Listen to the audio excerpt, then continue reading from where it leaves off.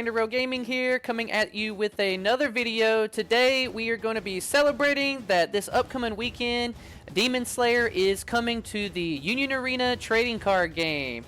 Really excited for this set. The art is beautiful. We have a lot of our favorite characters from the show.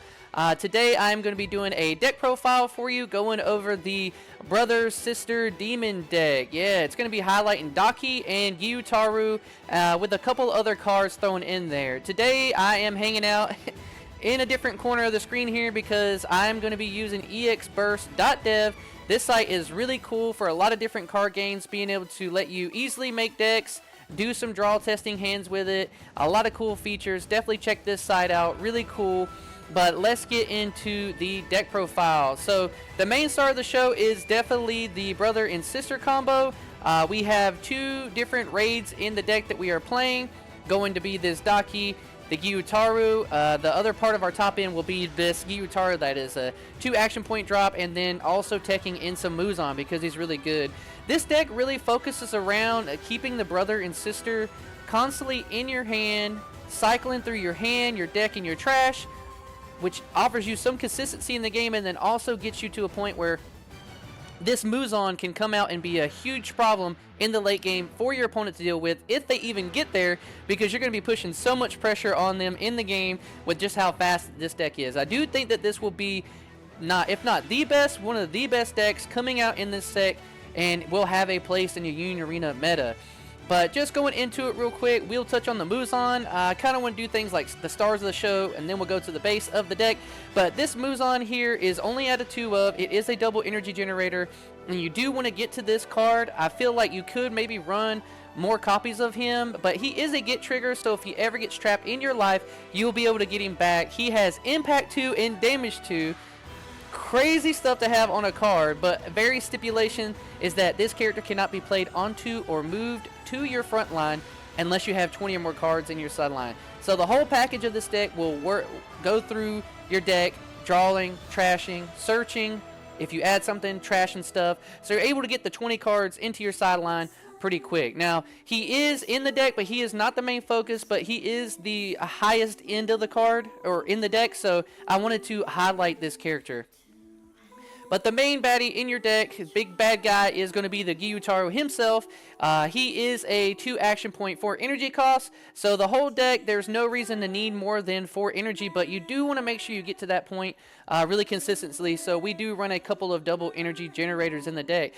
He says, when played, if on the front line, choose up to 1 character with 3,000 or less BP on your opponent's front line and sideline it. Get it out of here.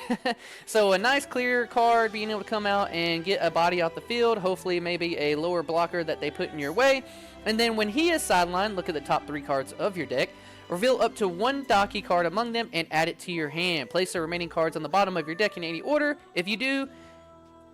If you added a card to your hand, place 1 card from your hand into your sideline. So like I said, a lot of this deck is when it gets things to your hand, it lets you put stuff in your trash. That way you can hurry up and get that Muzan down. He is also a color trigger in purple. Play 1 purple character card with 2 or less required energy and 1 AP cost from your sideline. Set active to your front line. Really cool that it does get set to active. There are a couple targets in here that you want to try and hit, especially this Daki here that we will go over. Being able to search the top of the deck to grab another Gyutaro, so that way you're able to keep cycling into him. But really cool card here. Definitely one of the main cards. He's 4,000 BP and he does generate 1 energy. Going to the next Gyutaro, this is probably the one you're going to find yourself playing with the most, since it is a raid target. It has raid in life. Add it to your hand, or if you have the required energy, perform raid with it. He is 4 energy, 1 action point. So like I said, the ceiling of this deck's pretty low, only needing the 4 action point or 4 energy to play this card. And we have plenty of double energy generators in the deck. He is, once per turn, when this character attacks and wins a battle, switch it to active. And then when attacking, if Daki's on your field, you draw a card. The when attacking effect to draw a card is not once per turn, which is what makes this deck so consistent, dropping him down, swinging, drawing a card. If they decide to block, you get to bring him up to active, so essentially being kind of like a double attacker. They really are not going to want to block this guy, which means you're able to push into their life, get some early hits in. Really strong card here. We love to see it. Then going to the Daki raid, she is only 3 energy to go into her, which is awesome. 1 action point, 3,500 plus BP. So when you see cards like that, it means they have some kind of way to get their BP higher. And I like that the game states that on the card, that the card has some way to boost it. So that way you don't ever get lost when you're playing against your opponent and you see that 35 plus BP, and maybe it pings it in your brain that like, hey, is that card actually 35 or is it more? But she is a raid on top of Daki, which is awesome. During your turn, if Gyutaro is on your field, this character gains 500 BP. You're almost always going to have him on your field. We have tons of versions of Gyutaro in the deck, so it's essentially like she's a 3-1, 4,000 drop character. When sideline, if Gyutaro is on your field, you may place up to one card from your hand into your sideline. If you do, play this card set to resting onto your front line.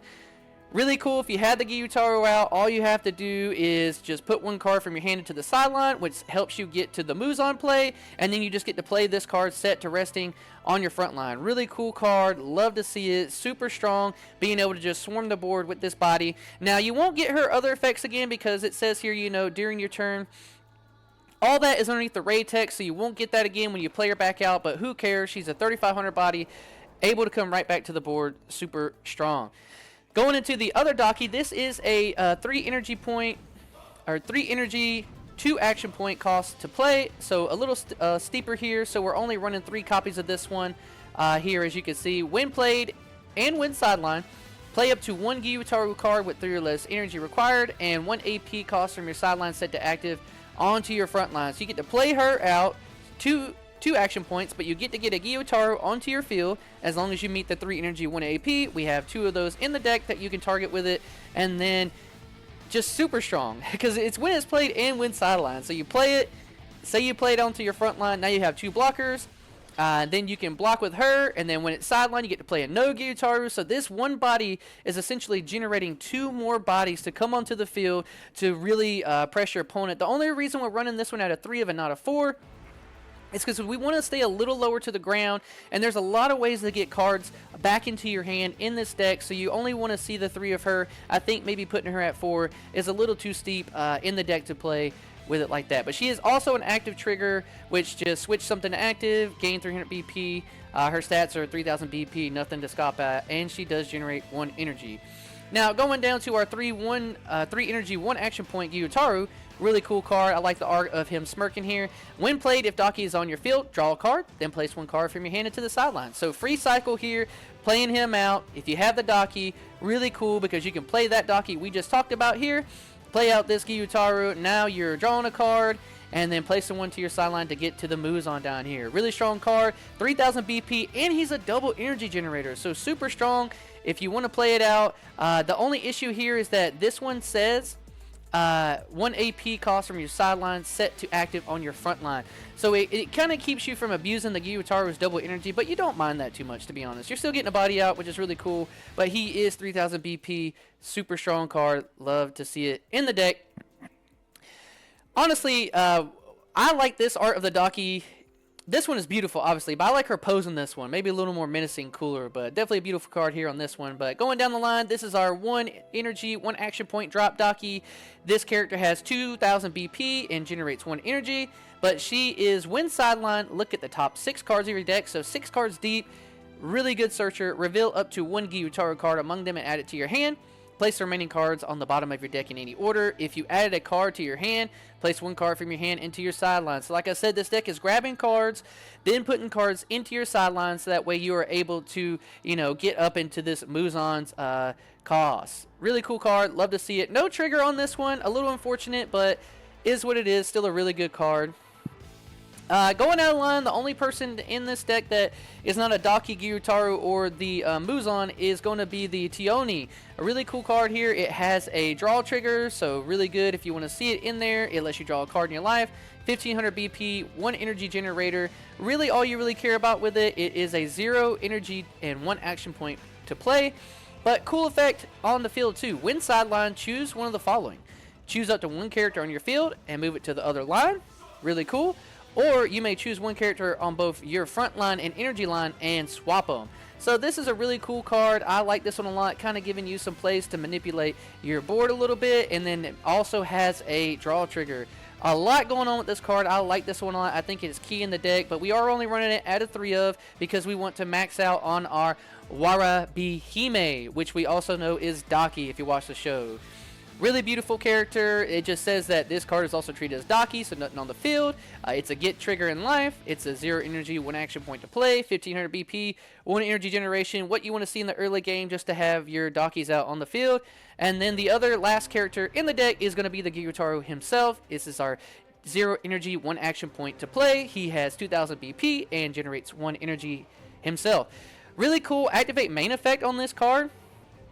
Pay 1 AP once per turn, draw a card. Really awesome. This is a really good effect. It doesn't matter where you have him on the front or the back line. This character is going to every turn, if you feel like you're just struggling to fix your hand, really cool card that helps you stay consistent. Say you're bricked up, you pay 1 to draw 1 for a turn, and then you can use his effect to pay 1 to draw 1 again, and hopefully being able to fix your hand. Really cool, awesome card. I do wish that he was a get trigger, but you can't have everything. Moving over to the events and sites, we'll just start off with the Muzan Bloods. This is your 4 final trigger. Every deck needs to run their 4 final triggers. It just has final. If you have 0 life, place the top card of your deck into your life area. Costs 3 energy, 1 action point. Not bad. Really cool card. I like the art of it too. Running 4 of these. And then our special triggers of the deck. Really cool Flying Blood Sickle. I like the art on this card. Really cool. It costs 4 energy, 1 action point to play. It is a special trigger, which lets you sideline one of your opponent's frontline characters. And then when you play it during your turn, choose 1 character with 3000 or less BP on your opponent's frontline and sideline it. If you have Gyutaro on your field, 5000 or less BP instead. These are the type of special clear cards that you love to see, where it's just the stipulation of having the character out. I wish they made a lot more of them like this. I understand why they don't, but it's just such a superior way of being able to clear things when you just have the character pop what you want. You know what I mean? But essential in the deck, 4 of these, and then we're going to go into our other event, which is a really cool, this one's kind of cute, you know, whenever they're younger and he's protecting his sister. This is a event that costs 2 energy, 1 action point. We're always going to be together. I'm never going to leave you. He's big brother protecting his little sister. We're running this one out of a 4-of because this is your consistency card. In life, it's just a draw trigger, which is great. And then look at the top 7 cards of your deck. Reveal up to 1 Gyutaro and up to 1 Daki card among them, and add them to your hand. Place the remaining cards at the bottom of your deck in any order. So you play this for 2. You get to search the top 7 cards, and you get a Gyu and a Daki. So it's a +1. Cycle through your deck. Really amazing card. Love to see this one out of 4 of. Maybe if you want to take this one down, if you feel like you need a couple more characters, but I think that this adds so much consistency to the deck. And you can see here with all these triggers that we got: draw a card, get a card, draw a card, all of our other effects that allow us to, you know, draw a card and then trash one, and then when attacking, draw a card. We have so much draw. This deck is so consistent, so low to the ground, really strong. And then the final 2 cards we include in the deck is going to be the Kyogoku House. Really cool card. It's a get trigger in life, costs 2 energy, 1 action point. It is a site that generates 1 energy, which is super important because you're pretty low to the ground on your energy generation. And it just says activate main, switch to resting, sideline this card, add up to 1 Gyutaro or 1 Daki from your sideline to your hand. So really, this card is going to stay on the board until you're at the end game and you're pushing your opponent, and maybe you've been through your resources a lot. I doubt that you're breaking a ton to where you don't ever see one of these cards. You run so many of the Dakis and Gyutaros, but this just helps you be able to take the one that you're really missing, sideline this card, get that card to your hand, and be able to continue the plays. But that is the deck list profile. I will post the picture at the end of it here, just so that way you guys can see it too in a full listing. I love this deck. It is going to be so strong. Please tell me in the comments what you like about this deck. If you're excited about them, I know I'm really excited about it. I'm probably going to build this deck and then also like one more focused on Muzan because I think he's super cool. But please like the video, subscribe to the channel. I really, really appreciate it.